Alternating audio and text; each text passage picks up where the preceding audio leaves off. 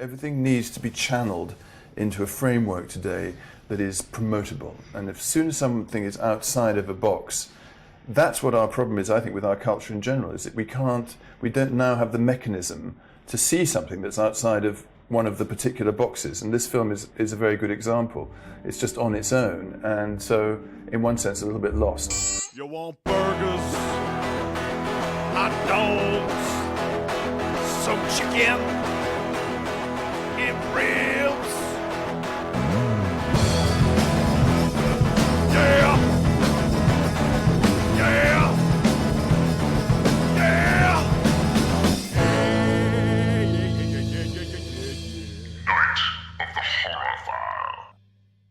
So if I told you one day that I was scared of sex and I didn't want you to have a penis, would you go get it cut off? No. Why? No, I just wouldn't put my penis in you. What? But what? What does that even mean? I'm not getting my penis lopped off for anybody.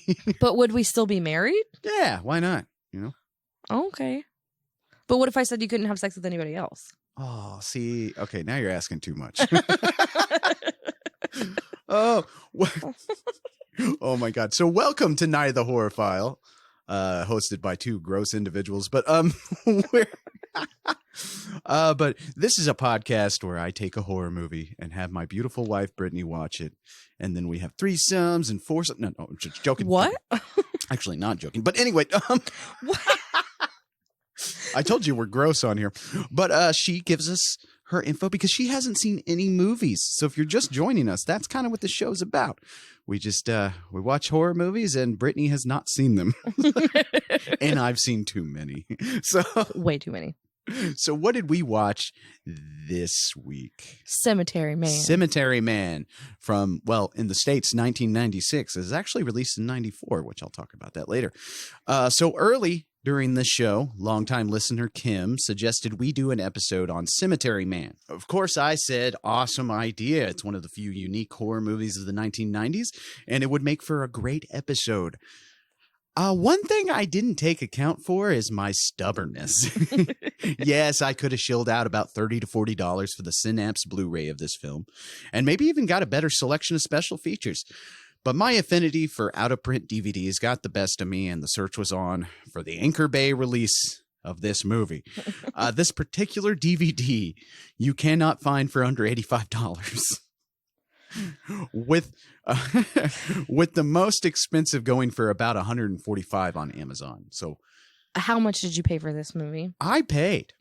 And everybody brace yourselves. I'm going to brace punch yourselves you. for this, because I had to go down to our secondhand store, Vintage Stock, which I don't know if everybody has one of those in their states or countries. So that's why I said I'm telling you what it is. But they sell used DVDs, movies, and games and all sorts of shit. It's pretty cool.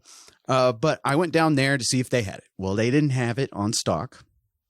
But the guy was like, do you want me to look at another store and we'll order it for you? The charge will be like $4. I was like, yeah, go. Do it. Do it. I'll go browse. So he said he located me a copy from Missouri, of all places. And he's like, yeah, they have it there for $9.99. What? I was like, wait, so this is going to be $14 altogether. And he was like, yeah, $14. Okay. And Let's do that. And so the most expensive DVD in my collection cost me $14. But not the most expensive Blu-ray, because it's not a Blu-ray. No. And I'll probably end up buying the Blu-ray too, but you know. Is it on Blu-ray? Yeah, it's on Blu-ray. Synapse released it. It's under its title, De la Morte de l'Amour, which is its actual official title. Cemetery Man was added for the States. Because we're stupid. Yeah, we'll talk about that, because this movie really should have been a lot more popular than it was. But because it was made, as a collaboration between Italy, France, and Germany.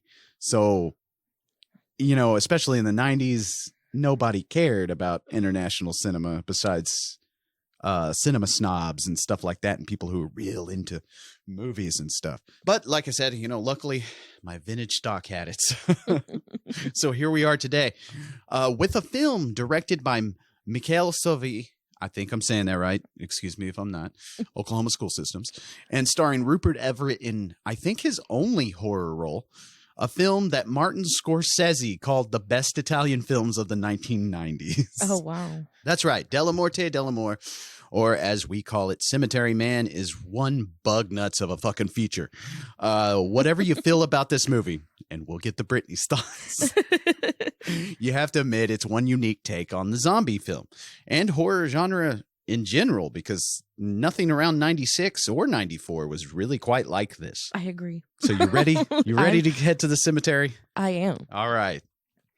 So a phone rings, and a man You know, that I'm going to kill is sitting right in front of me. We've covered horror comedy on here before. We covered, what was it, Tucker and Dale vs. Evil? Yeah. College kids. Evil we covered Dead. That. We covered Evil Dead 2. Army of Darkness is the same way. We can go ahead and label Army of Darkness a horror comedy. It's more of an adventure movie, but that's okay.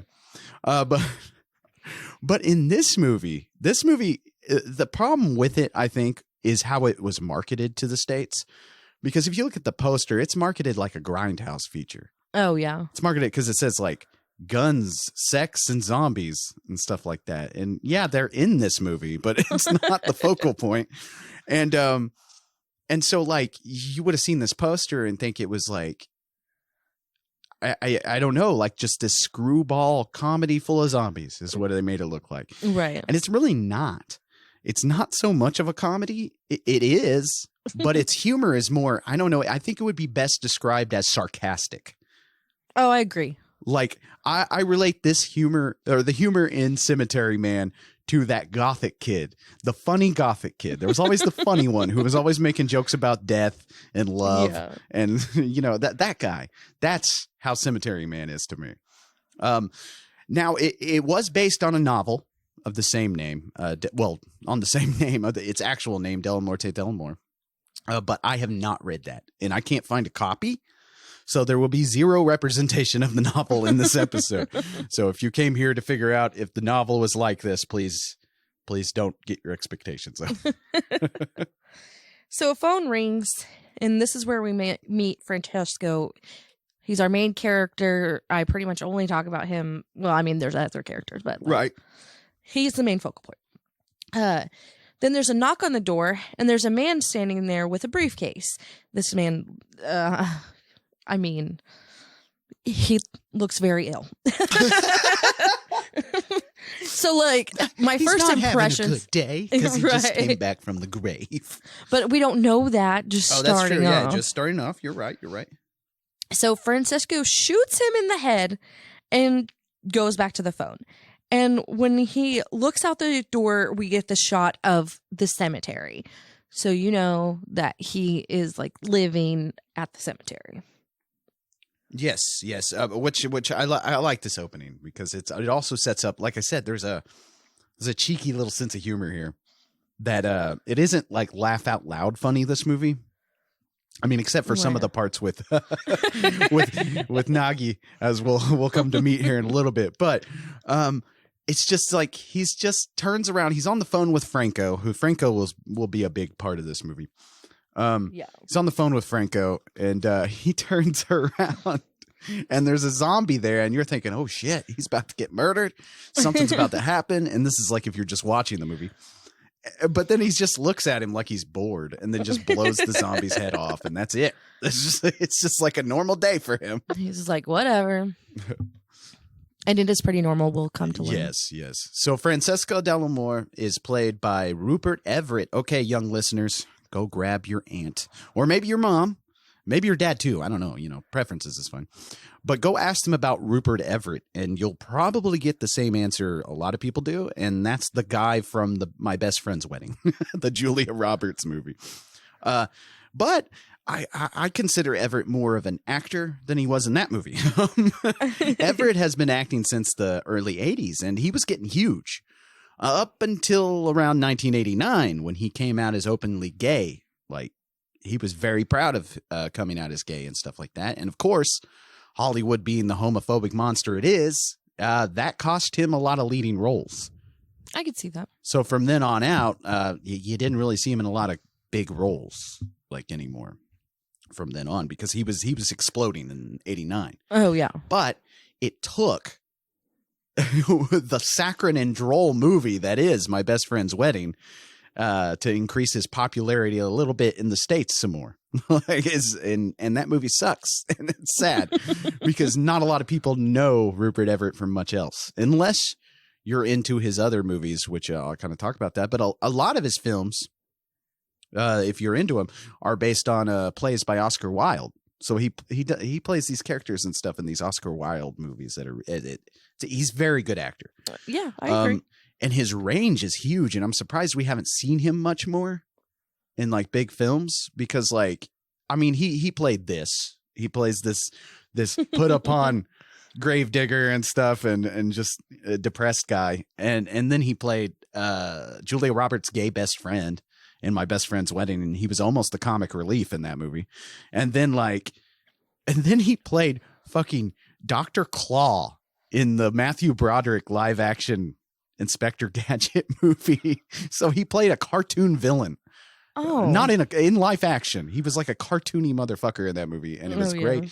And so I'm confused on why he's not more popular than he is, because he should be up there with Brad Pitt and stuff. But I think it was all about coming out as gay, which is very sad. It is sad. We have so many stories of that. Like Mark Patton, we covered on our episode of Elm Street 2. Mm-hmm. That's what cost him his career, Right. was being gay. So I think that had a big issue with it.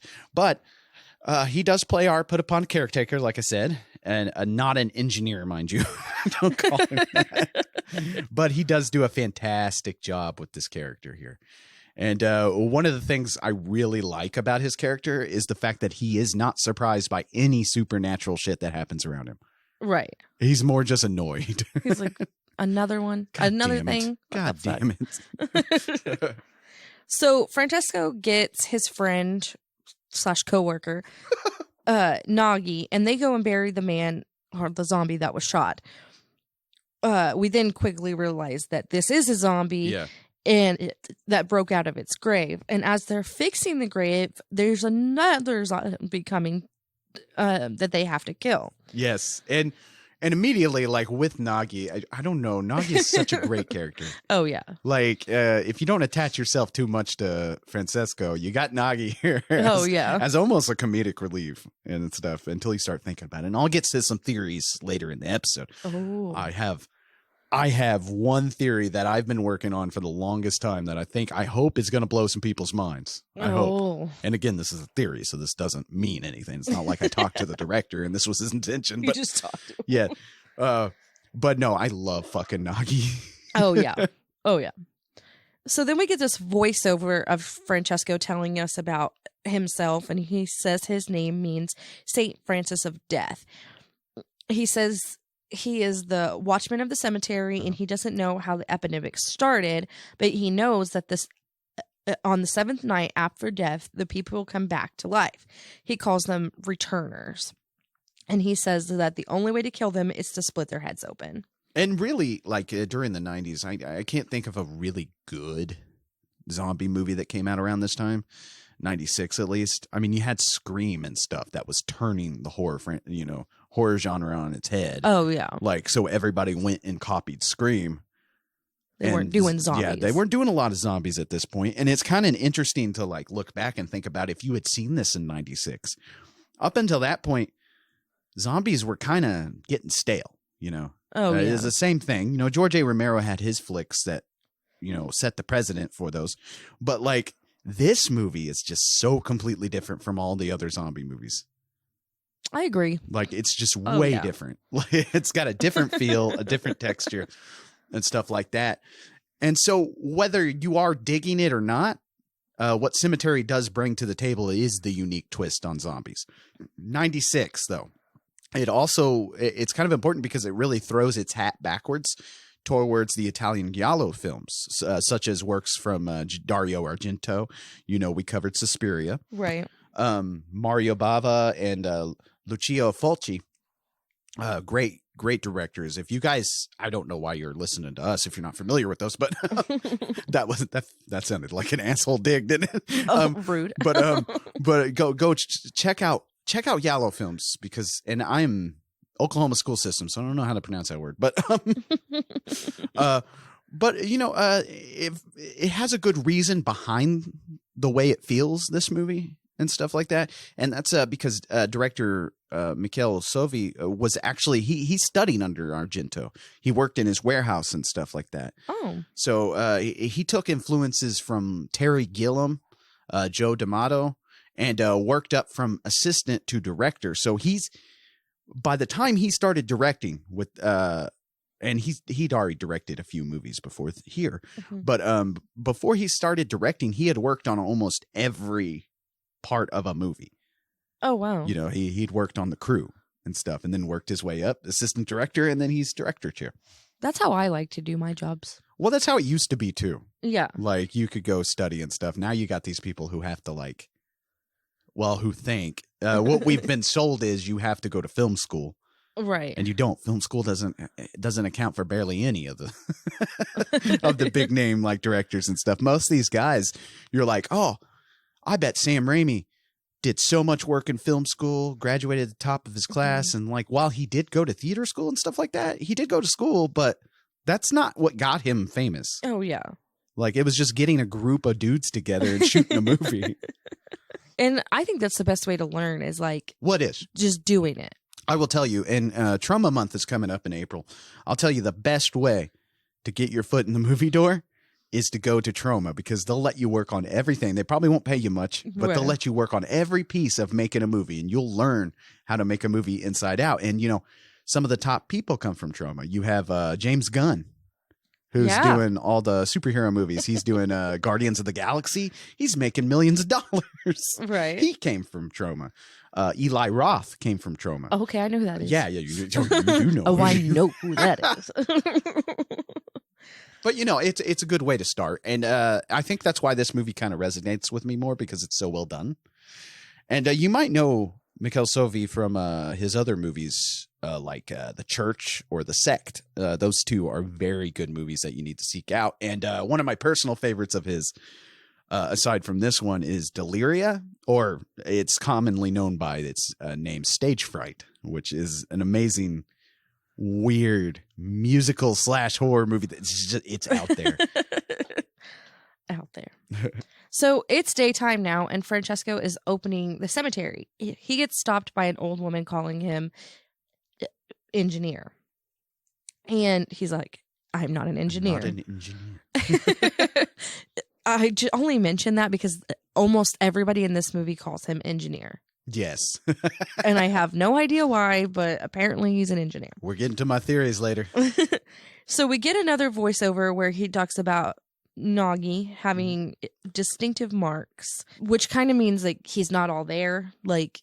And we know because Nagi can't really talk, form sentences. Right. I don't know. He's so funny. I love Nagi. He seems so huggable, and he's a great character. He's just flighty and does his own thing. And you don't get these characters in horror movies anymore. Oh, like newer horror movies, they don't give you characters like this where you're like, oh, I love this character. Right. You don't get to attach yourself too much anymore to horror movies, and I think that's kind of sad. Yeah. I don't know. Maybe they're afraid to I think characterization is not a thing anymore. What does that mean? All the recent horror movies that are coming out, and they're great. Don't get me wrong. There's some great movies that are coming out, but there's no characters I truly remember or like. Oh, yeah. What was that? The Conjuring. That's a good example because I'm just picking a random giant horror movie out of the bag here, but I don't like any of the characters in The Conjuring. I didn't care either. I don't find very many of them likable. I don't know. So I mean, the acting's good. Don't get me wrong, but that's not it. It's I don't have any memorable characters to attach onto. Right. Anymore. I can't remember the names and when's the last time we had an Ash? Never. You know what I mean? They're when's the last time we had a Nagi in a movie? We ain't got that shit no more. Anyway. Got that shit no more. Yeah. So they get ready for a burial, and Francesco sees a woman in the procession, and he's very intrigued with her, like falls in love first sight. And then it cuts to him in bed, and he says that she is the most beautiful woman he's ever seen, and he wants to see her again. Yeah, yeah. He's not in bed with her yet. It's No. He's just yeah, in bed. Yeah, he's just in bed. He's a daydreamer, our Francesco. But also or a masturbator. maybe a masturbator too. Also, I love, and we'll kind of discuss it fully here in a little bit. But like he really cannot grasp love or death. Right. Like that's a big thing in the movie. Right. Okay, so what usually trips people up, and I don't know how you were feeling at this point in the movie, but how the pacing is in this thing. It's not quite a normal paced movie. No, there's no time frames at all, which is fine. Which 'Cause- again plays into my theories at the end of this episode. There's no sense of time, so it's just a little weird. I think that I've seen enough movies now that don't have a sense of time that I'm kind of used to it. Yeah. But that's the thing, that some people get a little tripped up on. Some people, not everybody. But Right. if you don't really give yourself completely over to this movie, Oh yeah. you're going to be wondering what the fuck is going on. This is not a movie you throw on in the background. No. We've discussed that. And that's what I said. I think this was not properly marketed because they market it like a movie like that, like an Evil Dead and stuff. And it's not. Oh, yeah. Cemetery Man is its own feel and stuff like that. And you need to watch it. Like that's one thing. And I think that's kind of unique in a horror movie that has a lot of humor in it too. Like a lot of these horror movies that have humor injected into them, they're real light. There's nothing heavy going on. Oh yeah. And stuff like that. And there's nothing really there's stuff to look at, obviously, but there's nothing really that's like shots that you're like, ooh, or anything like that. They're just meant to have fun. This movie is almost like you're having fun, but also, I don't know, it's almost tricking you into being appreciative of a movie at the same time. Right. Like that's the beauty of it. But to me, Cemetery Man's kind of like a visual poem. And I'll kind of discuss that as we go through the episode, what I mean by that. So don't worry too much. But also when you're watching this movie, don't worry too much if it's rooted in some kind of a reality. Oh yeah. That's another thing. Do not root this movie in reality. No. And you just kind of have to go have a good time. And so it's kind of a weird mix of a lot of different things. I mean, for one, they never explain where the zombies come from. They never explain why. And he's even like upset about it. He's like, I don't know. Yeah, he asks the mayor later on to investigate, and they just don't fucking listen to him because he's telling everybody, hey, these things are coming back to life. Right. And so, like, but they never explain it. It just happens. And for a big part of this movie, things happen. Like, they're not fully explained. And it's just happening. Yeah. It's daytime now. The reason I'm saying daytime or nighttime, so you know kind of the setting, because there's no fucking time frames, like I said. Right. And Francesco is watering flowers at the graveside, and he sees the beautiful woman. When I looked it up, her name was she. She doesn't have a name. No. Like, In the credits, she's listed as she because this actress actually plays 3 different roles in this movie. right. But this one that she plays, this character is called she. Yeah. She is there to visit the gravesite of her husband.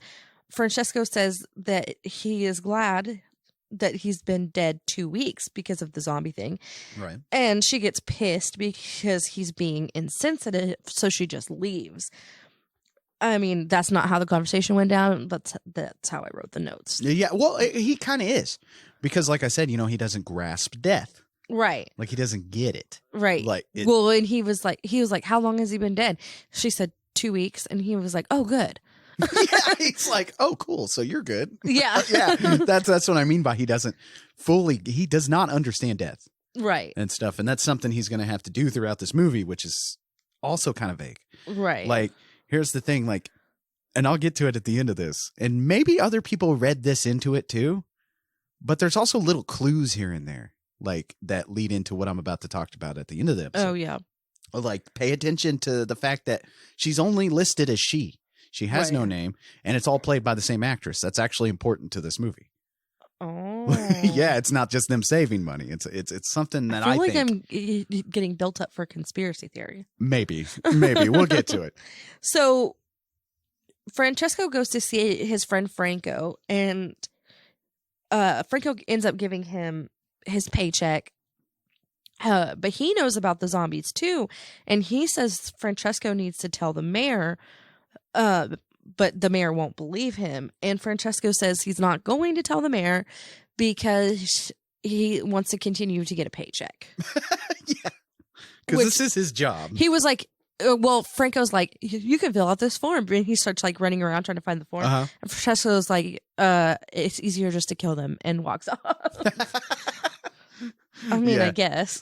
Yeah, and that's the first time we meet Franco at this little office. So keep Franco in mind, too, for my whole spiel I'm going to go into.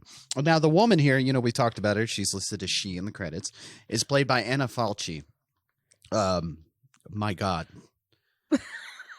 What? My God. Yeah, she's pretty hot. Yeah, Jesus Christ. You can I mean, find her a lot. nipples are too big for me. I But don't think so. I like the nipples. you like? Yeah, I really do like those nipples. Well, You have nipples I'm- like that. No, I do not. Maybe not that giant, but like, That's what I mean. why are we discussing your nipples? Anyway, I'm sorry. I just started discussing your nipples openly. But I have tiny nipples. I have Jennifer You're a Aniston dude. nipples, and they're always hard, so it's very embarrassing whenever I'm walking around with a t-shirt on. Anyway, so the woman here played by Anna Falchi, I think this character, this iteration of she, I think she's like turned on by death. Oh, Do yeah. you get that feeling? Oh, yeah, yeah. she's very turned on by death.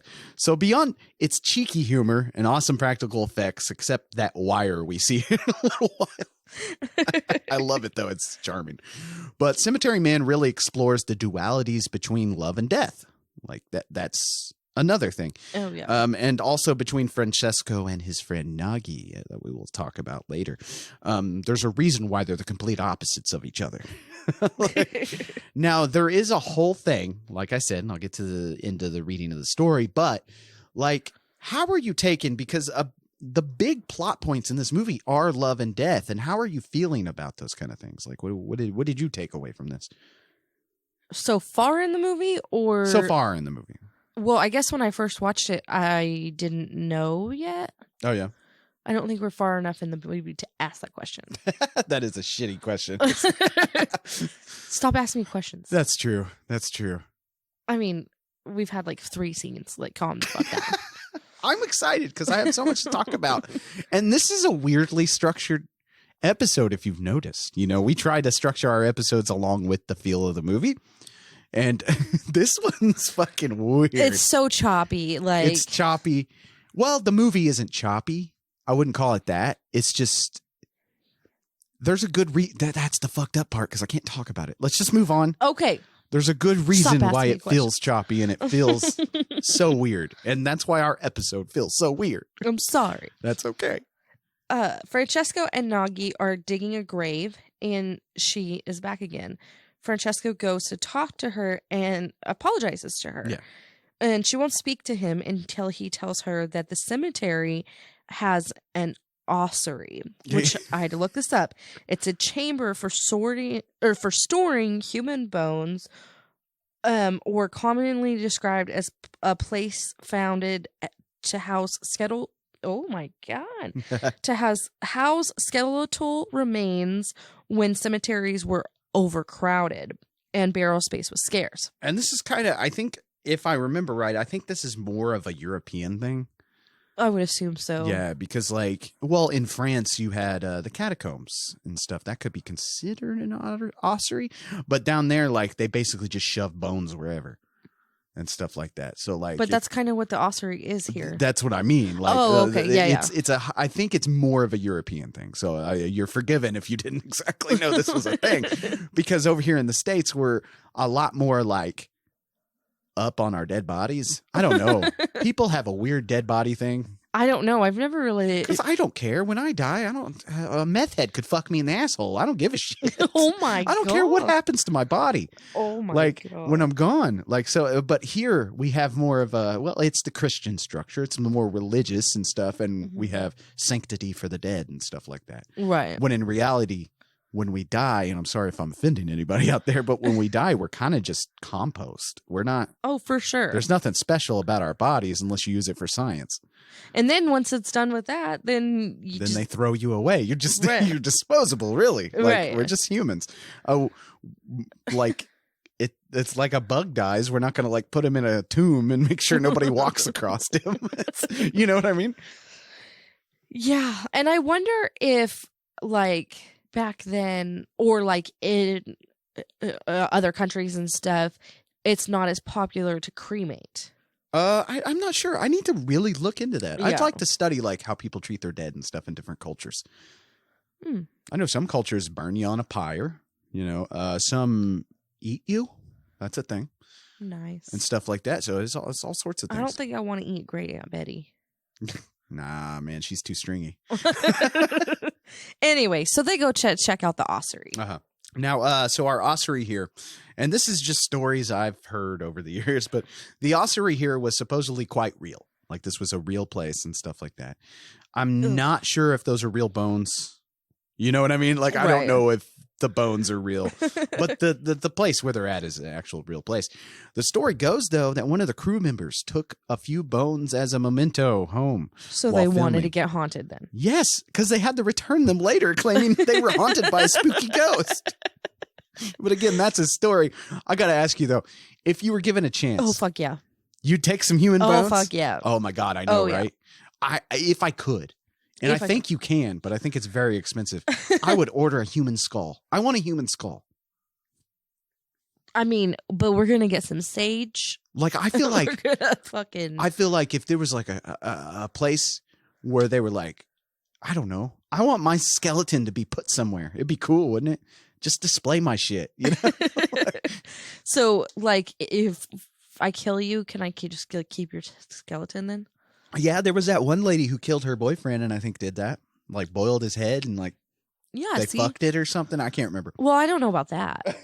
Don't fuck my face. Actually, you know what? I don't care. I'm dead. I was like, what? You just said a hobo could fuck you in the ass. Not Like, a hobo, a meth head. a meth head. Okay. Oh my God. What is with all the crackheads today? Oh my God. I don't know. Can I tell the story? Yes, tell the story. Tell Okay, the I story. have a story for you. Okay, guys. sorry. We're going off on tangent. I'm sorry, just a little tangent here for just a second. So, with my job, I have to do laundry for the people I work for. Uh-huh. Well, their washer had frozen up, so their washer wasn't available to use. So they send me to the laundromat. I go to the laundromat, and it's on the north side. Like, they live on the north side, and this is like even more on the north side. And which is okay. I'm not nervous going in there. I knew I was going to be one of the only white people in there, which is fine. I don't have a problem with that, right? I go in and I start the laundry and stuff, and I'm just sitting on the little bench just waiting. And this man comes up to me and he sits so close to me, like he's almost making out with me. He's sitting so close to me. And I'm like, okay. And he says, so he sits so close to me, he looks Okay. like he's making out with me. Okay. And he says, do you like gold? And I was like, no, not really. And he was like, well, I have this gold necklace and I think you would really like it. He was like, I got it for a good deal at a pawn shop, but I'll sell it to you. And I was like, no, I don't really like gold like that. And he was like, well, I'm really just looking to buy some crack. So he was like, so your laugh confused me for a second. It was really So loud. he was like, so I'll sell it to you for a really good price. And I was like, no, I'm sorry. I don't have any money for this. And I don't really like gold necklaces. And he was like, okay, well, you really need to stop being so scared of black people. And I was like, I'm not. I said, I'm not. I just don't like gold I'm necklaces. just nervous around crackheads. I didn't say that to him, but seriously, that's what I was thinking all day. Is like, I'm not nervous around black people. I'm nervous around crackheads. Like, the people that I work for are black. Like, yes. I Oh my have God. black friends. Like, Oh, you're- I'm not nervous around black people. I You're so funny though. crackheads. Is that your first crackhead experience? In a public place. Yeah. Oh, well, okay. I mean, no mystery here. Oklahoma is plagued with crackheads and meth heads. Oh yeah. So, like, I used to live downtown, And this fucking dude comes walking in, a white guy this time, but he comes walking up all like jerking and being all weird and shit. Twitchy. And it's the middle of the fucking night. No one else is around. Why are you walking in the middle of the night? Because I'm a big dude. I can do that. Like women don't have the luxury, sadly. But like I do. I can just walk around and nobody fucks with me. But so like he comes up and he's like, and I appreciate the honesty of him, because he's like, man, I need about like $5 to score a rock. Can I get $5 from you? I was like, I think I have 4. Gave him $4 and off he went into the night. I know. Oh my gosh. So Like, I would have been fine if he would have been like, hey, you got $5, which I didn't have $5. Like, I'm at the fucking laundromat doing this shit. Like, I have my debit card, but I'm not giving you that. So I mean, that's a common occurrence here in Oklahoma, in Tulsa. Oh, yeah. Because, like, you know, most big cities have their crime and stuff like that. Every big city has their crime, but we just have a lot of meth heads. A lot. It is mostly meth heads like that'll do shit. Like, a common saying is if somebody gets in your car, doesn't steal anything, but just rifles through it, Mm-hmm. that's a tweaker. It's a meth head. Oh, yeah, for like, sure. It's just like, the meth heads were back at it again. Anyway, back to Cemetery Man. So it's dark, wet, and has skeletons everywhere. She is smelling things and says she has had dreams about this place. So they decide this is a romantic setting and they want to kiss. But she grabs a cloth and puts it over his head first. Oh, because she's also wearing a cloth for mourning for her husband. So they kiss through their cloths.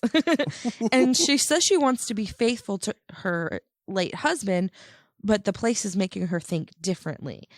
And then she backs up against the wall. Oh, no.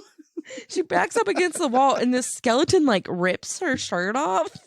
And I love his reactions. There's just no reaction. He's just like all right, okay. this is happening. And she just runs off like, huh. not like he chases after her or anything. So I talked about how Michel Sauvé took inspiration from the films and stuff he grew up around. And these shots here as they're kissing are actually like very reminiscent of a painting called The Lovers.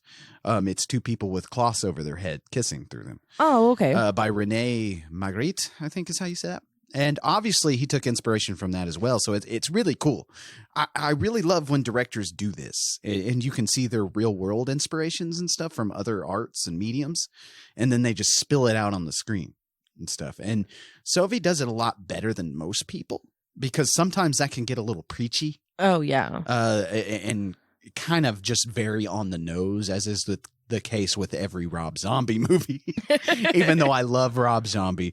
But most of his films, you can tell his influence like right off the fucking bat. It's just like, okay, this is all Texas Chainsaw Massacre and influenced and stuff. You just want to do Texas Chainsaw Massacre Part 2. And so like you can tell that, and that gets a little much. But Cemetery Man has a good balance of all that, of all these arts and mediums that you can tell really did have an impact on Sauvé as he was growing up and learning the trade.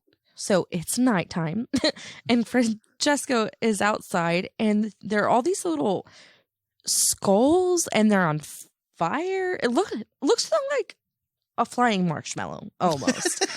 And this is the part where you could see the wire. You could see the You wire. see the wires holding them. And I don't know. I just love it. I love it when you can see the wires and stuff. Like, I hated it when they redid Evil Dead 2 because there's a scene where an eyeball flies through the shot. Mm-hmm. Well, in the old version on my VHS copy and stuff, you could see the wire attached to the eyeball, but then they removed it in the Blu-ray, and I was like, oh.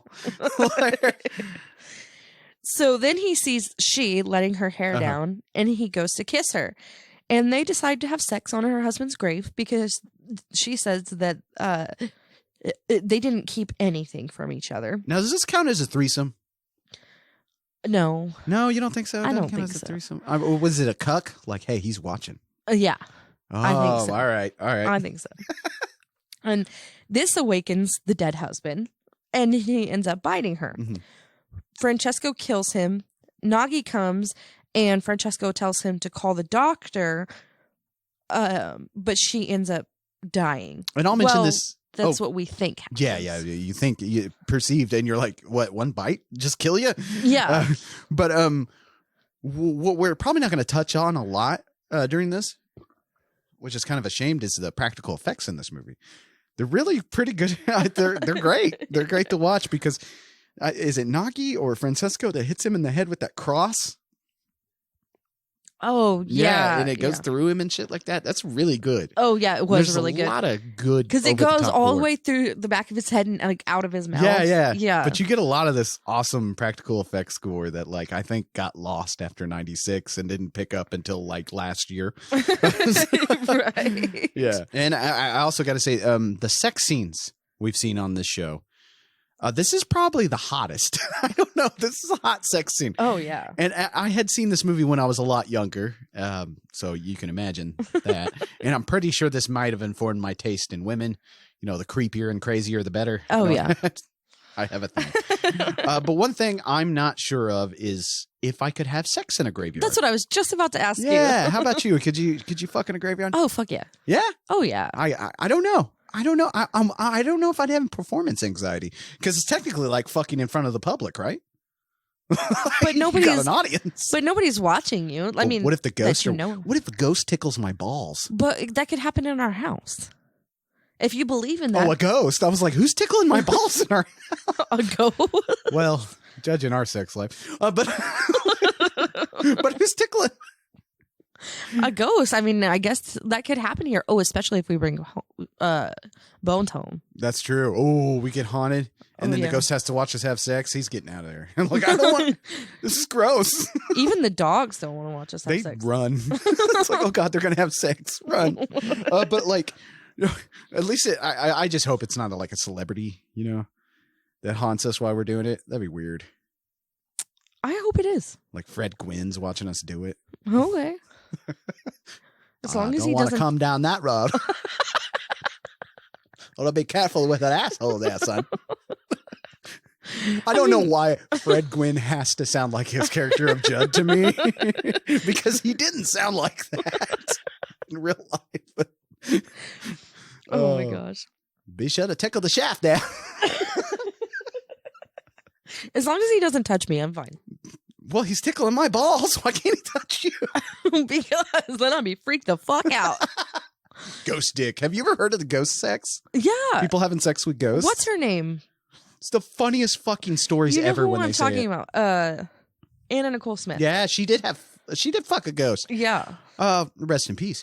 But like, now she's a ghost fuck. Anyway, but like, I love those stories because they were so funny. I think Oprah had somebody on who had sex with a ghost, and she's sitting there explaining. She was like, "It was passionate, and I couldn't see him, but it was passionate." It's like, what?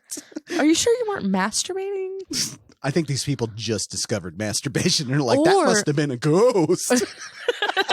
Go. A ghost's in my pussy. Or they were having a wet dream. Because Sorry. women can have wet dreams too. Yeah, it might have been that. I don't know. I've woke I up just think it'd orgasming a couple of times before in my life. be- Ooh. I do it about twice a year. What, is this the horniest episode we've ever done? I don't know. I don't know what's happening today. Hey, let's get back to this. But also in 2009, speaking of Anna Fauci, in 2009, the horror website A Shot in the Head, which I think is defunct now, rated Anna Fauci's boobs as #1 in their top 10 boobs list. I don't know, man. There was that Friday the 13th sequel. The boobs in that have not been touched yet, like by any other boobs. I think they were the best boobs in a horror movie. I really do. You know what we need to do? We need to have a special episode where we rank boobs. We'll do that on our next casual horror episode. Yeah, we'll rank the boobs, and we'll probably get canceled because we're being too sexist. Even though I'm like, she's a woman. I'll make a list and you make a list. Yeah, there you go. We'll rank the boobs and then compare boobs. Yeah. We'll call it the sleepover episode. We'll compare titties. I've never done that Does at a that not sleepover. happen?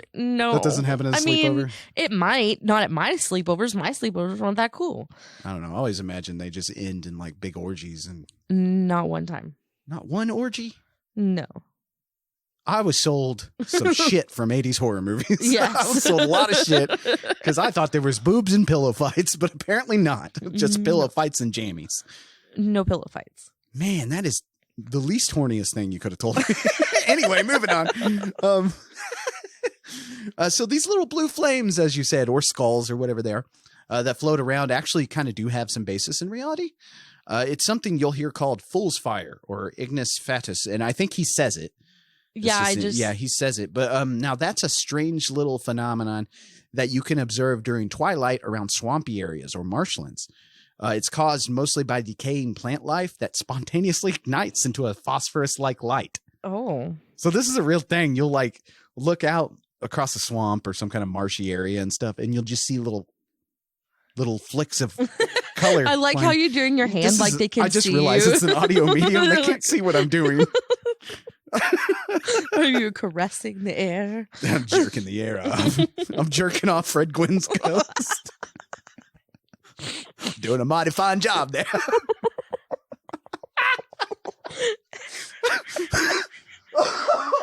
Oh, rest in peace, Fred Gwynn. Anyway. I'm really resting now. Oh, anyway, but yeah, you'll see like little flicks of like fire go up into the air, just like tiny little beads of light and stuff. And that's what most people are seeing when they think they see orbs.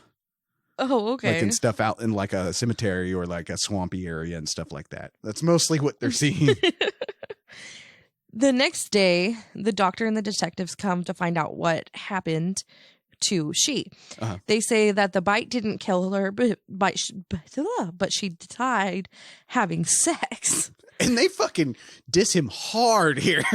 Oh, yeah. They say that they clear him because they doubt he could have killed her from sex. Everybody in this movie calls him an engineer, but they also say he's, what is that word that they used? Not incompetent. Impotent? Impotent. Yes. Yes. And I'm like, why? Why do they insult say the shit that out of he's impotent? Like, Yeah. what? Like everybody in the whole movie. I don't fucking know. Probably because he tries to have sex so many times. He tries to get it in, but it just never works for him. And then he ends up going crazy. I mean, he did have sex with her. Oh my God, that was really hot with him. Like, never mind. I'm telling you. Right? The sexiest sex scene I think we've seen so far. Oh, yeah. Okay, we need to stop. Anyway, we're going to pause. So, Fred, come on. Let's go. So he asks if he can have her body for some reason. And they're like, yeah, sure, whatever. Again, don't worry too much about the base in reality I of know. this movie. It's very strange. And I'll explain what I think later. I keep saying that, and I hope people are holding on. We're here for the ride, baby. Yeah. So he has her in the ossuary and says that he doesn't want her to come back to life because he doesn't want to see her again. But she sits up and she shoots her in the head. Yes. So death and love are kind of wrapped into one thing in this film. And our character, Francesco, like we've said, can't wrap his mind around either. So where did the inspiration for this character come from? You might ask. Like, how'd you think it up and stuff? Anyway, I told you this is a Bug Nuts episode for a Bug Nuts movie. Well, basically, Francesco is Dylan Dog. And by the looks of it, and probably the looks on our listeners' faces, nobody knows the clue I'm talking about. But Dylan Dog was a pretty successful, it was a pretty big comic book series from Italy, dealing with a supernatural investigator who protects the earth from invading other dimensional demons and creatures and other things paranormal. It's actually one of my favorite comic books, and it's really hard to get anyone into a conversation about it because it's so weird. So I kind of just keep it to myself. Like, it's not something you'll see me talk too much about. It's just my own personal pleasure. Okay. Now, the main character in this movie that Rupert Everett plays is partly based on the character Dylan Dog. In a funny turn, Dylan Dog himself is actually based on a performance Everett did in the 1984 film Another Country. Oh. Then, to confuse you even further, Francesco Della Morte appears in the comic series as a separate character. Okay. What? So Rupert Everett inspired a comic book character that was used as a basis for a movie character played by Rupert Everett, but also is a separate character from the same comic series. Okay. All right. See why I don't talk Dylan Dog with most people? Yeah. Yeah. So while I just covered the characters, kind of the origins and, little facts and stuff, this actually may be the first Dylan Dog movie, if you think about it like that. Yeah. This could technically be in the series with that. The actual Dylan Dog movie starring Brandon Routh didn't come out till years later, and everyone hates it except for me, and I don't care what anyone says. I like that movie. Okay, then. Is it a horror movie? Yeah, sort of. So it's something we're going to have to watch eventually. Oh, yeah. Oh, yes. Oh, yes. The look on your face. Oh, we are talking Dylan Dog. Are we ever going to run out of horror movies? Probably not, but we are talking Dylan Dog. No, we are never going to run out. You know how many horror movies there are? There are so many. Never, not one time. No, the horror genre will never die. It can't. It's the one genre that everybody's like, I need to break into film. Let me do a horror movie. And you know what's so funny? What? It's everybody's like, okay, when you have to share things about yourself, they're like, I love horror movies. And it's like, you don't hear people saying like, I love romance novels. Or not like romance movies. Like, well, there are those people. We don't talk to them. Those people are a little weird. Horror fans are the most normal people. Oh, is that it? I'm just surrounding myself with horror. I know. I mean, we did just talk about fucking in a graveyard, but still, it's very normal. But anyway, Francesco and Nagi go and meet with the mayor and some other people. There's a girl there. This is the mayor's daughter. And Nagi is instantly in love with her. Aww. Nagi ends up puking all over her.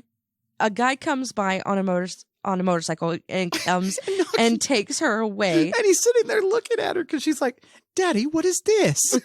He's just sitting there drooling on himself and crying. She was like, Daddy, can you buy it? Yeah. I'm like, what? Oh, poor Nagi. Right. And then, of course, like everybody, he throws up on them. we try not to throw up on you, ladies, if you're listening. we go to the bathroom and throw up? And throw up because we like you so. No, I'm just joking. I was like, wait, what? No, throw up in our pants. What? Yeah. And this guy on the motorcycle. Fred Gwynn. Oh my goodness. And the guy on the motorcycle, his name is Claudia. Uh-huh. Claudia. Yes. So Claudia and this girl, her name is... I don't think it matters, man. She's not around for very long. Yes, she is. She comes back. She does? Yes. Oh, in the cemetery later. Yeah. Her name is Valentia. Yeah. That's right. I thought you were talking about the girl that's in love with no. Claudia. I don't mention her very much. And I think his name is Claudio. No, she called him Claudia. Claudia? Yeah. Huh.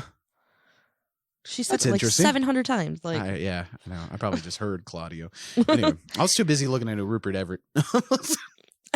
So, I went too far. So Claudia and Valentia, or whatever the fuck her name is, end up getting into a crash with a bunch of other bikers, and they all die. All of them get buried at the cemetery, and Francesco tells Nagi that they're going to need a lot more bullets. Okay.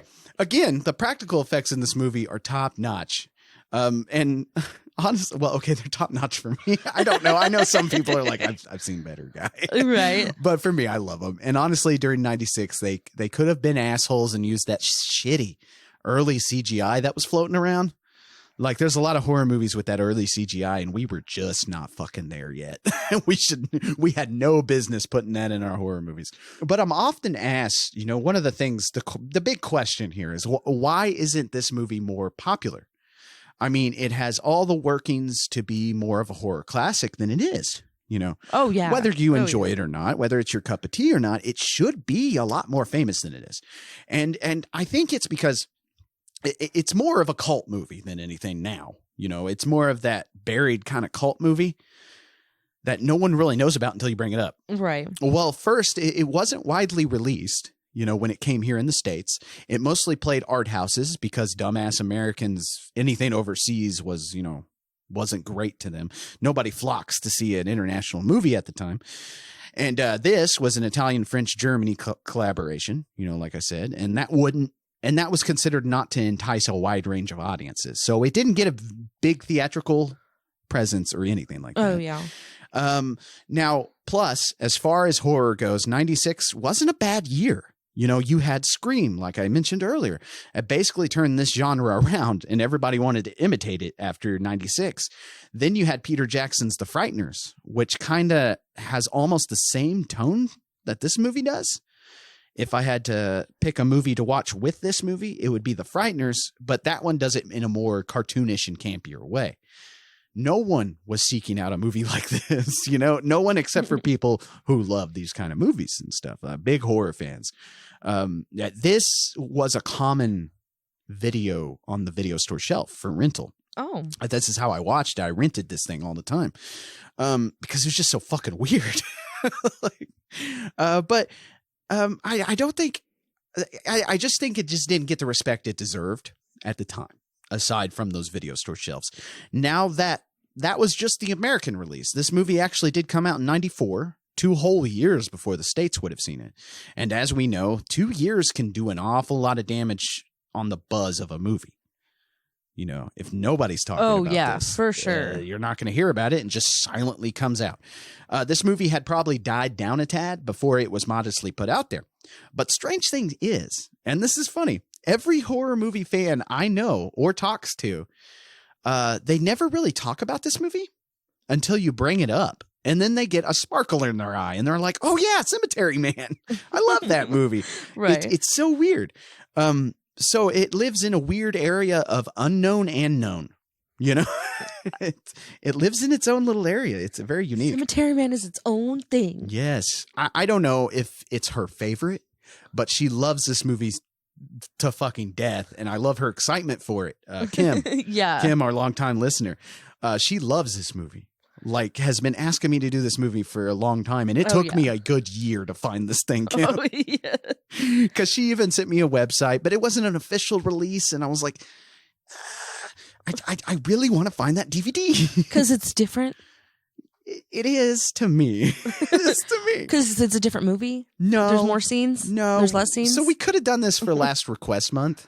You're rude. And we probably should have saved it for this coming request month in May. By the way, I said March on last episode. So don't feel free to keep submitting requests. It's in May. Listener request month is in May because that's when we started the show. Yeah.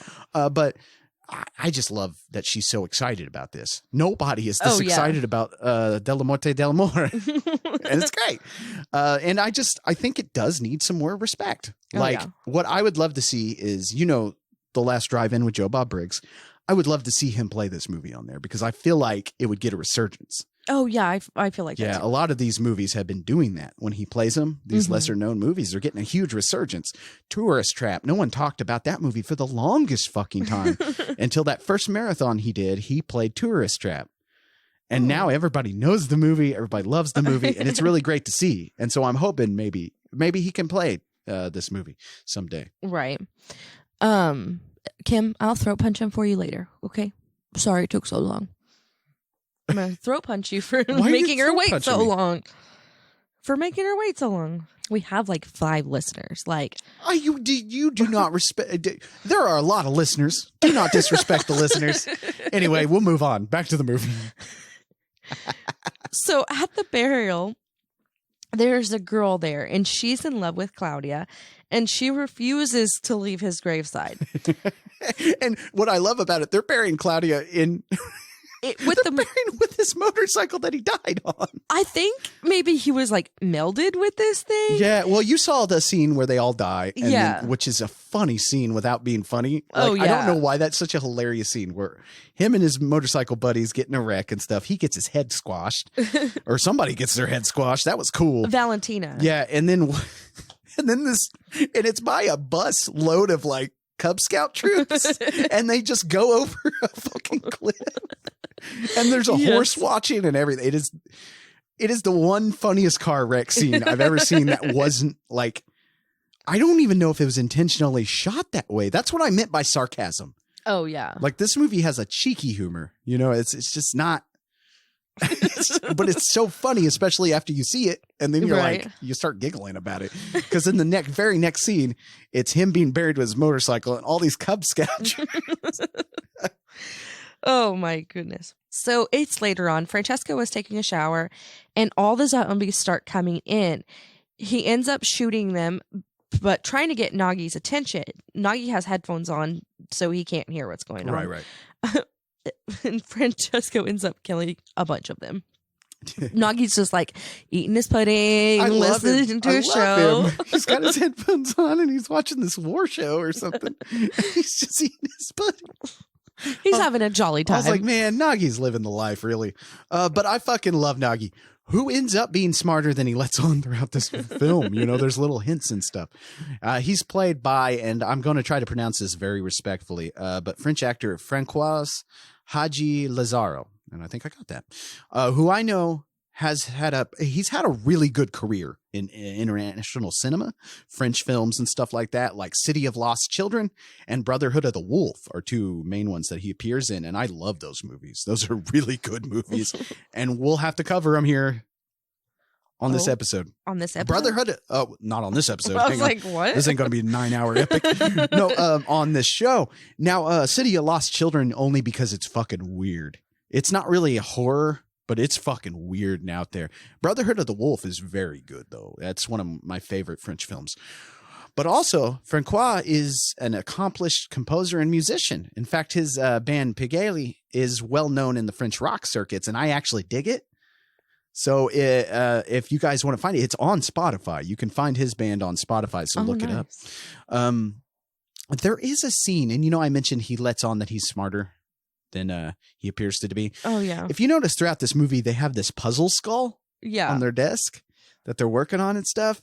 And Francesco can't quite get the hang of it. He can't put it together, and he's working on it throughout the film. And at one point, you see Nagi putting this thing together, and he finishes it. Yeah. And then Francesco walks in, and he busts it apart. And Francesco's like, see, you keep working. It's okay. I can't even get it. And so that's what I mean by he lets on that he's a lot smarter than he appears to be. So the guys check out what's going on in the cemetery, and Claudia, the guy that's buried with the bike, comes out of the ground on his bike and drives away.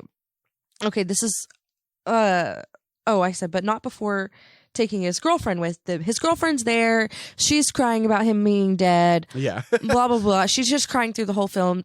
She's not important. She's about to die. Yeah. Well, they don't make it far when Francesco finds them. It ends up killing both of them. And I love when he walks up on her. He's like, she's like, no, he's only eating me. I will let whoever. He's only feeding. Yeah, I'll let whoever wants to eat me eat me. He's just like shoots them both. He's like, shut the fuck up. Oh, man. So you may notice there is a hard rock tune that plays every time you see this motorcycle on screen. And that's actually the instrumental version of Ozzy Osbourne's Hellraiser from the album No More Tears. I just thought that was interesting to do because the scene plays out a little long. Like this motorcycle going back, and it's a pretty fucking cool shot when they're laying down and stuff, and he's coming out of the grave.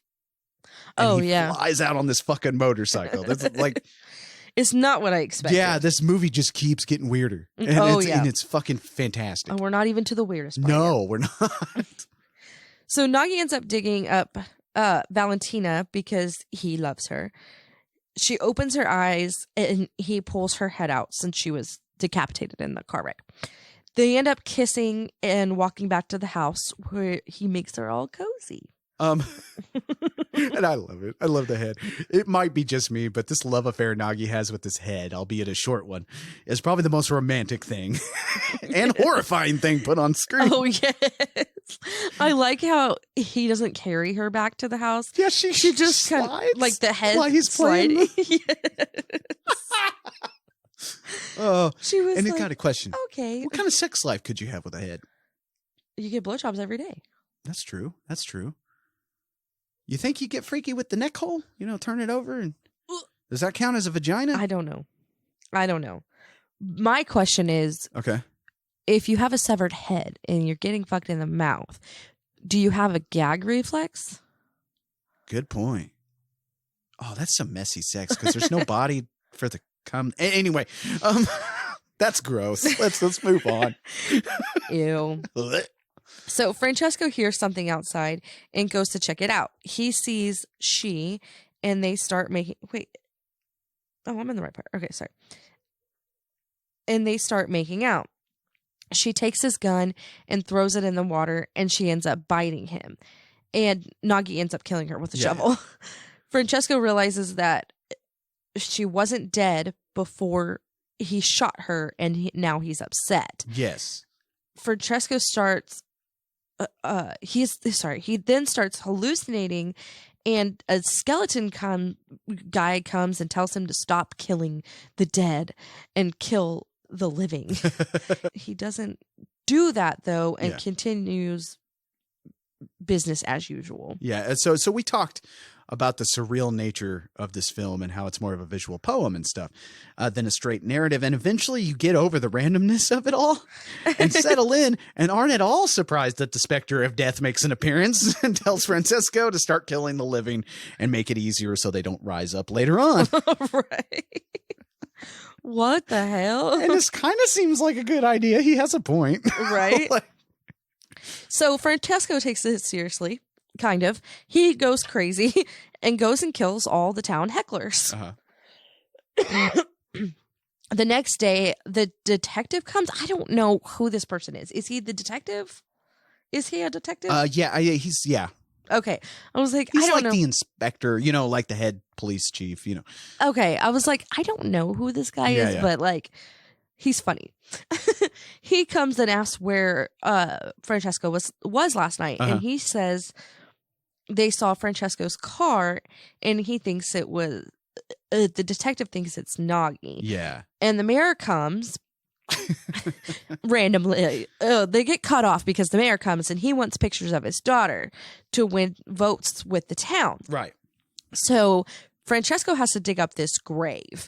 I don't think at this point he knows that The head's gone. Yeah. Yeah, because like he finds out after because they open the grave, and I love his another reaction where he's just like, Everybody like, where's else the head? Everybody else is like, and he's like, oh, whatever. I didn't do anything with it. I don't know what you want.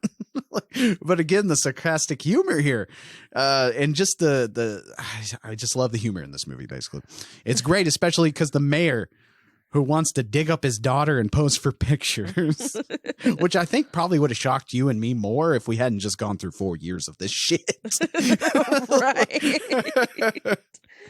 He's like, let me get sympathy votes.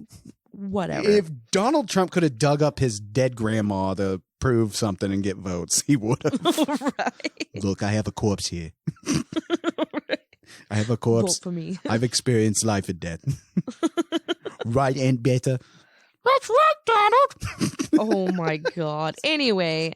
Puppeteering his dead hand. Anyway, moving on. So after they realize that her head is gone, Valentina starts yelling from the house. And the mayor goes looking for her, and she says she wants to marry Nagi and wants his approval. He says, absolutely not. So she bites him. And Francesco ends up shooting her. The mayor is dead too.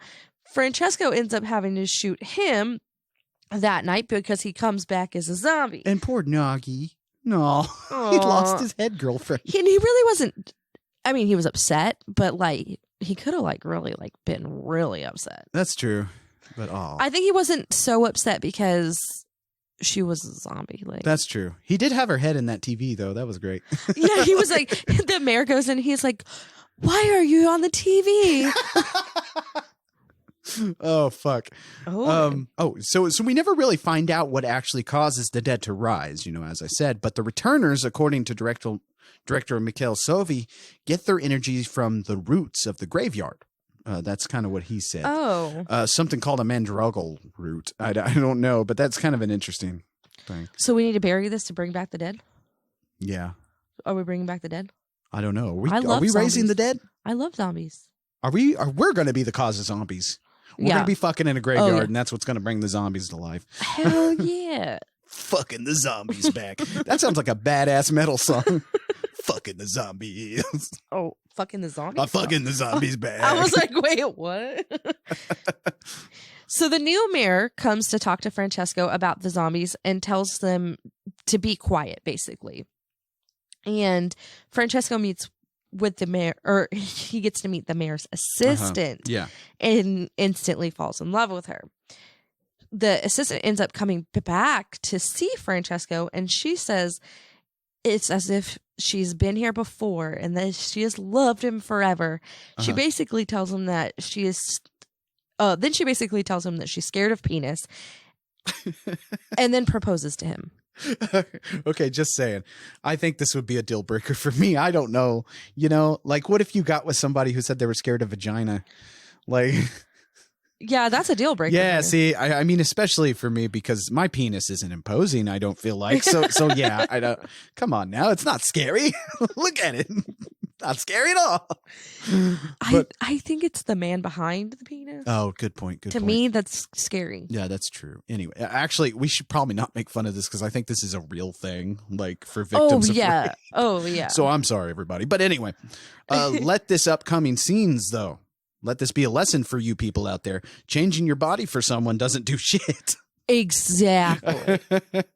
So Francesco goes to see the doctor and says that he wants his dick cut off so that he can marry the assistant.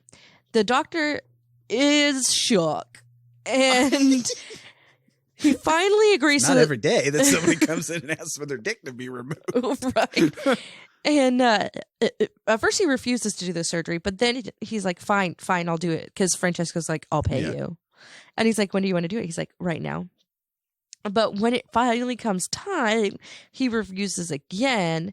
It just gives him a shot of something and says it will almost be like he never had a penis in the first place. Yeah. What the fuck does that mean? I guess a reverse Viagra. I don't know. Right, like he can't get hard. Yeah, I guess fucking that's how that know. goes. I don't know. Does it go inside you? Oh fuck, like a dog? Like it just shoots? I don't know, but did you see how big that fucking shot was? Yeah, fuck that, man. That thing Here's was my huge. thing. I'm never getting a dick piercing. You know, kudos to y'all who do. Right. I've dated someone who really wanted me to get my dick pierced, and I was like, if that's a deal breaker for you, I'm done. 'Cause I'm not jabbing things in my dick. I'm sorry. No. It's just not happening. No. That's why all the time I'm like, can I stick this in your dick hole? No. Stop trying to stick things in my dick hole. I mean, I've never physically tried. Oh my God. Just talk about it. Oh, continuing. So, shocker, this shot gives Francesco an infection. But then he quickly heals from it. I don't fucking know how long this is. Yeah. He finally sees the assistant again, and she says that the mayor raped her, but she liked it. Yeah. And she says that she is cured of her phobia, and but she can't marry Francesco now because she's going to marry the mayor, but she still loves him Oh my God. Okay, Francesco can't catch a fucking break. because he needs to find somebody else that's not this girl. Because this girl, like the actress, is all three of these people. Like, Yeah, and again, this works into what I told you that I have a theory here because it's like she's coming back to punish him every time. And oh, we'll talk about it at the end. because this is just girl number 2. Yes. Girl number 3 is coming up. So he drives, and I think out of town, maybe. I don't know. He drives to a restaurant, and 2 women ask him for a ride. He takes them home, but one of the girls says that she's in love with him. Which too fast, you guys. Too fast. Like, don't look at me like that. I know I say I love you too fast, but that's what I'm saying. I'm warning the people. Don't do my mistakes. But also, if you pick up a hitchhiker and they start talking about loving you, dude, no. No. You kick their asses out to the curb. He was at her house. Kick your ass out to the curb. You get out there. So he goes inside with her and watches her undress. They end up fucking, and more than once. Uh-huh. They confess their love for each other, and she says he can stay the night. So he goes down to have a drink, and the roommate says, "She said you could pay me for her services." Yeah. He got tricked. I think, has this ever happened? Do you get tricked into prostitutes? I don't get it. I don't think Like, so. what the fuck? Like, this is not a way to run a business, lady. That's not. If you're out there doing sex work, don't do this. Don't trick people because then this happens. Right. He does end up paying them. Oh. Well, still, this is going to happen. But he is pissed. So he goes upstairs, puts the electric heater on her bed, pulls the sheet over it, and then leaves and watches the house catch fire. See, somebody's going to catch your fucking house on fire. Right. Like we said, Anna Falchi plays all these women, hinting at something a little funny that I'll explain at the end. And I'm so excited. I keep telling people. I know. Someone's like, get to the end. When are they going to get to the factory? So the detective comes and tells Francesco about the crimes and says, Francesco's like, oh, so you think it's me? Because they have part of his check that he wrote to pay her. And the detective says, no, a man has already confessed to the crime and is in a psych ward. Yes. So Francesco goes to see the killer and realizes it's his friend Franco. Yeah. Franco's in a coma, and Francesco is mad that Franco stole his crimes. Francesco ends up shooting a nun, a doctor, and a nurse. Franco kind of wakes up and doesn't know who Francesco is. And this really pisses Francesco off. Yeah. Not only did you steal my crimes, you don't even know who I am. Yeah, fuck you, motherfucker. And Franco is from earlier, in that. Yes, his friend. Yeah. So this is right here, though. This is where the movie loses some people because the poetry takes a strange twist here. And it gets very vague very fast. So it's not entirely anyone's fault if you don't really follow it from here on. Oh, yeah. Because, like I said, I have a theory. I don't even know exactly if this is true, but this is what I got from the movie if you read a little deeper. Okay. So if you're just watching this as a surface level viewing, it might be a little confusing. It is a little. Yeah. So Francesco goes back to the cemetery, talks to the skeleton dude. What did you call him? He's death. He's death. It's Okay. death. Yeah. He says he's tired of killing the living and the dead. Killing the living and the dead, and he's leaving. The skeleton says that he still doesn't understand the difference between life and death. Right. Then he's like, where are you going? It's not like death can find him there. Yeah. That's what I was thinking. Anyway, Nagi and Francesco leave town. They end up almost driving off of a cliff after this tunnel. Yeah. And when they stop, all of a sudden, Nagi ends up hitting his head on the car. Mm-hmm. Francesco says that the rest of the world just doesn't exist. And Nagi passes out. Francesco thinks he's dead. When he comes to, Nagi takes his gun, throws it over the cliff, and asks Francesco to go home. Okay.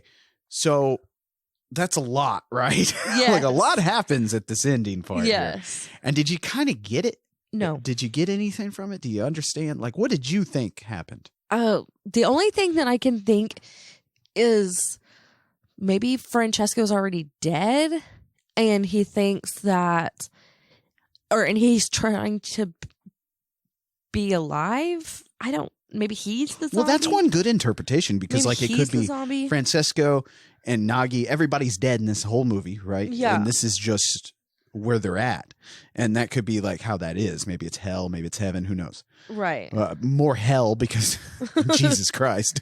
Right. But and so that's a good reading too. So the ending scene where Nagi dies and all of this stuff. Well, Nagi No, doesn't. not Nagi dies. You think Nagi dies and Francesco's talking about death and all this stuff. There's snow falling from the sky. And it's not really snowing weather. Yeah. You just know, it's just kind of weird. Anyway, at this end credit scene, you get this pan out of a snow globe. Yeah, they're in a snow globe and Right. stuff like that. And okay, so are you ready? I'm Here. ready. Okay. And again, this doesn't mean this is what this movie's about. So you guys take this with a grain of salt. And but maybe me sharing my analysis of this movie, because I read way too into things. Maybe that can help everybody kind of watch this again and kind of get their own interpretation or their own feelings and read into it. And like I said, I'm just doing this for fun, not to try to confuse everybody. And I'm not saying this is what this movie is. So let's start with Franco, Francesco's friend. Okay. I believe this whole movie is about Franco. Oh, Okay. And he gives Francesco his paychecks. Franco used to be an engineer, Okay. which explains why everyone keeps calling Francesco an engineer. Okay. Because Francesco and Nagi are both products of Franco's mind. And Buffalore is the coma that Franco's in. Okay. So Buffalo is the world in Franco's mind in the coma. See, I'm really reaching here, everybody. Franco cheated on his wife Yeah. with a prostitute. Okay. I believe he fell in love with the prostitute and then couldn't comprehend why she didn't return the feelings. Okay. That explains the whole scene with the prostitute there. Okay. So he murdered her. And after he killed the person he loved, he went on a killing spree, murdering a bunch of people, right? Then I think he tried to kill himself. Oh, because he did. Because Yeah. that's why Franco was in a coma, Right. because he drank a bottle of something. Yeah. He tried to kill himself, which Yeah. put him in a coma. Everything in this movie takes place within Franco's head. Francesco represents Franco's dark side, who has effectively taken over Franco's mind and is in control. That side of him caused him to do all this unspeakable crimes and stuff like that. And it's the same. The character of Francesco can't understand life and death, or love and death. Oh. He's having problems with those concepts, Okay. just like Franco. Now, Nagi is the light side, the lover. You can see him in these certain scenes where he's more innocent. He loves the sunshine. Right. You know what I mean? While Francesco even says that that's the weather going bad when the sun's out. Nagi can complete that skull puzzle I mentioned, meaning that he understands death. Yes. So Francesco doesn't, and Nagi even burns those phone books, which is another scene we didn't really touch on. He's pissed at Nagi for burning his phone books that he keeps pulling out and marking. He keeps marking up names and stuff like that. Mm-hmm. And so Nagi burns those phone books trying to help Francesco deal with death. Okay. Because Nagi can't speak. He can't talk because the dark side has taken over. That's why it's almost like Nagi is his lapdog. Okay. Yeah, that's Okay. why that's throughout the movie, because he's taken over. Okay. Everybody following. Okay. So also, the returners attack people who don't understand death, if you notice. The mayor, who just wanted to exploit his daughter's dead body because Right. he's not really grasping the true meaning of death, Mm-hmm. gets bitten by his own daughter's head. Francesco himself is constantly attacked, but Nagi isn't really outwardly attacked at all. You're right. Maybe in danger. There was that one scene where he's eating his pudding. But there's that scene, but he's not really attacked throughout this entire movie Right. because he gets death. Now, and he's even able to have a meaningful relationship with one of the returns. The returners. That's He has a true. relationship with it. Returners could also symbolize Franco's guilt, about the crimes he committed, coming back to haunt him. You know what I mean? 7 days, stuff like that. The women Francesco falls for tend to be the worst returners. You know what I mean? They're the worst. So like, that's the one woman he killed. That's why it's the same woman every time. Oh. Just in a different scenario, see? So the end here, Franco denies Francesco of his existence. Oh.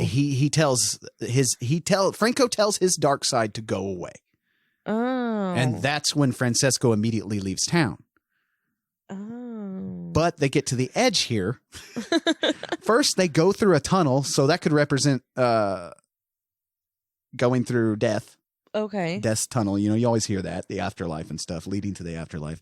And then they get to the edge, the literal edge of the world that they see it as. Mm-hmm. And that could represent the afterlife. To me. And Francesco realizes the rest of the world doesn't exist. He even says that. Yeah. So this is all just in Franco's mind, and I think he finally realizes that. Nagi wakes up and throws the gun over, and now for the first time in the film, he speaks clearly because he tells Francesco. He tells Francesco to take him home, please. It didn't even click in my brain. So now Nagi is in control because Francesco, when he answers him, he goes, nah. And that's the only word Nagi Yeah. can say throughout the movie. So now Francesco's in that role because he's not in control. Oh, that's interesting. Yeah, so Franco has conquered his demons and Nagi, his good side, takes over. You can even see this in the snow globe shots. At the beginning of the movie, you see a snow globe, right? Right. You have Francesco standing more taller than Nagi on the left-hand side, right? Sure. And then Nagi standing on the right. I know you probably didn't I pay do not this pay that close much attention. attention. But you see that at the beginning. And then at the end here, when we're going to the credits, you see Nagi standing up a little taller and Francesco to the right of him. Oh. So they've switched positions. Oh. Yeah, see? So that's just me reading some shit into this movie. I don't know if that's really how it goes. That's me deep reading into this. So take what you want from that.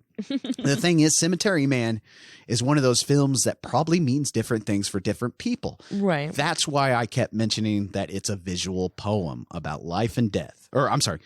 That's why I kept mentioning that it's a visual poem about death and love. Okay. Could mean a lot of things for different people.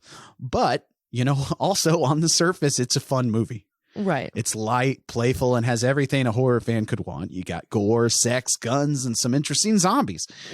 But to me, it's more than just a stupid zombie movie. And it's a little frustrating that this one doesn't get a lot of talk because I think it's something unique and it needs to be seen a lot more. Right.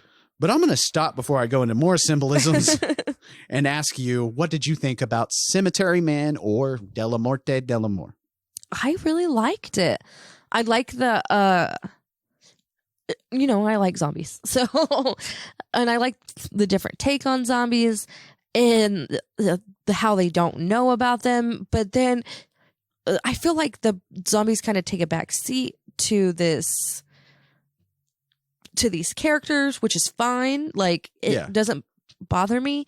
And it is a deeper movie than what it looks like. And that's what's funny. It's a lot deeper than even what the movie looks like when you're watching it. Oh, yeah. And I definitely discounted it the first time I watched it. Yeah. I think a lot of people do. I think maybe that's why it's not talked of, as much as it should be. Right. But, it kind of is. But that's Della Morte dell'Amore or Cemetery Man. And we hope Kim has been excited as hell about this. So I hope we helped her out. And, next month is not listener request month, even though I said it on the last episode. That's in May. So get your requests in. Start sending them in. Send in emails, all sorts of stuff. Get that in by, I think, let's do by the end of April. Okay. By the April 30th, get those requests in and we'll have that schedule made. Right. Now, next month, March, we are doing something a little different here. We're doing a true crime month. That's right. In fact, we're focusing on serial killers. Oh, yes. I love serial killers. So there's going to be all serial killer movies next month. And we'll have a casual horror episode next month, too. And we're just going to be talking about true crime and serial killers. It's going to be a fucking blast. Nice. I'm excited. So in that casual episode, next week, that's right, we're going to do a casual horror episode. And like I said, we're going to be talking about true crime. So I'm hoping you guys get a blast out of this. We're going to be talking about some facts behind the serial killers we're going to cover on the show in that coming month and stuff, because we're going to be covering 3. We'll be covering Dahmer, Jeffrey Dahmer. We're going to be covering Henry Lee Lucas, and I'm sure everybody is knowing these movies after I keep talking about it. And we're going to be covering not so much a serial killer, but my favorite, Ed Gein. Oh, yeah. The guy I could probably chill and have a beer with. And I mean, really, you probably shouldn't. in his basis, Ed Gein was he was just really good at taxidermy. Oh my gosh. Anyway, so until next week when we get fucking truly bloody, I'm Lee Evans saying stay spooky. And I'm Brittany. Stay horrific. Bye-bye. Bye. There's a ghost in my pussy. Thanks for listening. To get a hold of us and submit your stories, fan mail, and death threats, you can find us on Twitter, Instagram, Facebook, and nightofthehorrorfile.com. Our theme song was written and performed by John Brennan, used with permission. Find John at shopjb.bandcamp.com and at badtechno.com. If you like what you hear, leave a good review wherever you listen to podcasts, and share the show on your social media. See you next week.